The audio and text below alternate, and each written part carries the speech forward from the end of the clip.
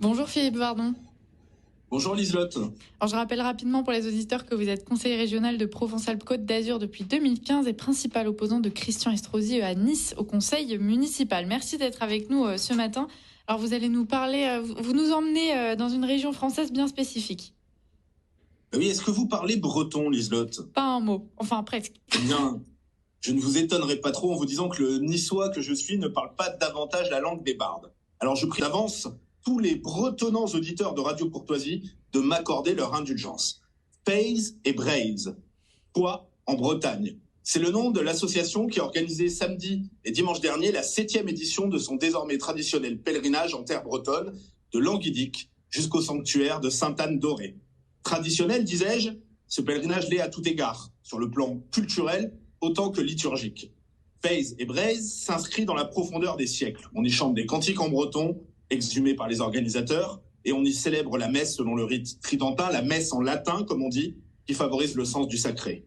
Et oui, mission, tradition, patrimoine. C'est ainsi, derrière ce triptyque ambitieux, que l'équipe de Pays et Braise s'était lancée en 2018. Et le succès est au rendez-vous. Les chiffres sont sans appel possible. En 2018, les pionniers étaient 150 pour la première édition, qui semblait presque relever du pari entre amis. Cette année, ils étaient plus de 2000, répartis en 40 chapitres de marcheurs, encadrés par 130 bénévoles. Et oui, Liselotte, il y a quasiment aujourd'hui autant de bénévoles que ce qu'on comptait de participants lors de la première édition. Et ce ne sont pas moins aussi de 80 musiciens qui viennent rythmer la marche et soutenir les prières. C'est qu'il faut les voir, nos fiers bretons marchant, certains en tenue traditionnelle, marchant derrière binious et bombardes, drapeaux noirs et blancs au vent, Gwenadu, frappé de l'hermine, mais aussi traditionnel, croise-du, marqué de la croix noire. Si Pays et Braise peut être considéré comme un petit frère enraciné au pays de Brocéliande du grand pèlerinage de Chartres, voici que désormais l'exemple breton essaime lui aussi. À partir de demain, c'est en Provence que le relais sera passé. Le pèlerinage Nostofé, notre foi, nous emmène sur les routes du Var, jusqu'à la basilique de Saint-Maximin, érigée au XIIIe siècle pour recueillir les reliques de Sainte-Marie-Madeleine. Saint-Maximin, petite commune paysanne, devenait ainsi le 3e tombeau de la chrétienté, après le Saint-Sépulcre à Jérusalem et la tombe de Saint-Pierre au Vatican. Comme le rappelle à juste titre le site du pèlerinage Nostofé, ce ne sont pas moins de 6 papes, une quinzaine de cardinaux, près de 40 rois et reines qui iront se recueillir sur la dépouille de la Sainte.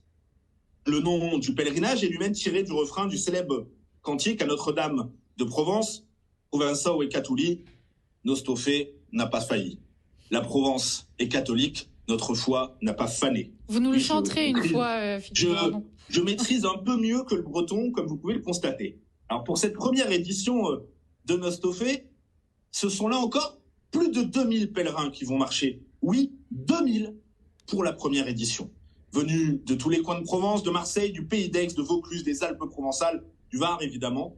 Et on me murmure même que les voisins du Pays niçois viendront en renfort, marchant sous les bannières de Sainte-Réparate et Notre-Dame Auxiliatrice, celle qui vint redonner courage aux soldats lors de la bataille de l'Épante. Nous sommes des héritiers qui désirons transmettre. Mais comment transmettre sans être véritablement enracinés? Les mots de l'abbé Raphaël d'Ancel, curé de Locminé et aumônier du pèlerinage Pays et Braise, résument à eux seuls l'esprit qui anime les pèlerins. Et comment ne pas relier ce sermon breton aux mots du plus célèbre poète provençal, Frédéric Mistral: les arbres aux racines profondes sont ceux qui montent le plus haut. Alors que souhaiter? Que souhaiter si ce n'est que fleurissent sur nos routes de France, pour paraphraser Mao, 1000 pèlerinages enracinés. Et même s'ils ont cheminé sous la pluie, forcément, en Bretagne, ces marcheurs sont un rayon de soleil dans la nuit que traverse notre civilisation. Tant qu'il y aura des enfants pour vivre et faire vivre la foi de nos pères, tant qu'il y aura des enfants pour vivre et faire vivre la langue de nos pères, la lingado vieille, dit-on chez moi, alors nous saurons, chers amis auditeurs, que même s'il est déjà très tard, il n'est pas encore trop tard.